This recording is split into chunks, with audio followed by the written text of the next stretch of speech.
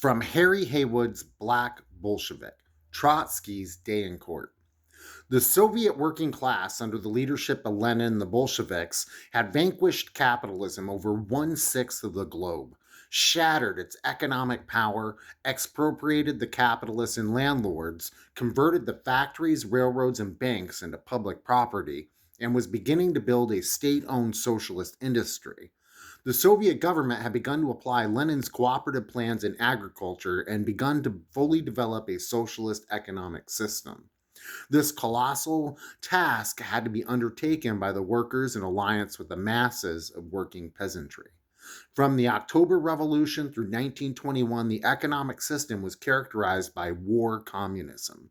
Basic industry was nationalized, and all questions were subordinated to the one of meeting the military needs engendered by the Civil War and the intervention of the capitalist countries. But by 1921, the foreign powers who had attempted to overthrow the Soviets had largely been driven from Russia's borders.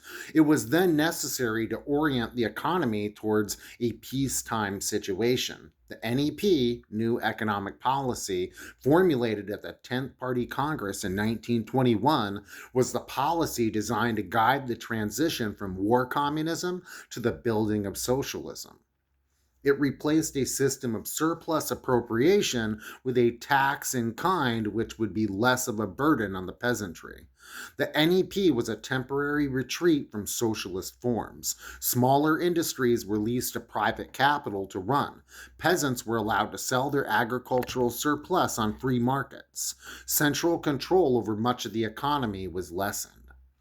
All of this was necessary to have the economy function on a peacetime basis.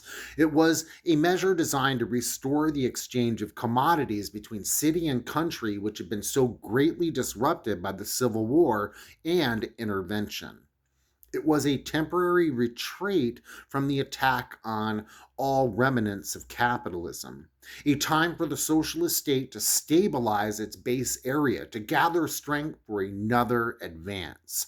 A year later, at the 11th Party Congress, Lenin declared that the retreat was ended and called on the party to prepare for an offensive on private capital. Oh, yeah. Lenin was incapacitated by a series of strokes in 1923 and could no longer participate in the active leadership of the party. It was precisely at this time, taking advantage of Lenin's absence, that Trotsky made his bid for leadership in the party. Trotsky had consistently opposed the NEP and its main engineer, Lenin, attacking the measures designed to appease the peasantry and maintain the coalition between the peasants and the workers.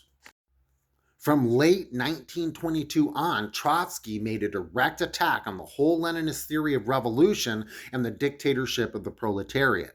He denied the possibility and necessity of building socialism in one country, and instead characterized that theory as an abandonment of Marxist principles and a betrayal of the revolutionary movement.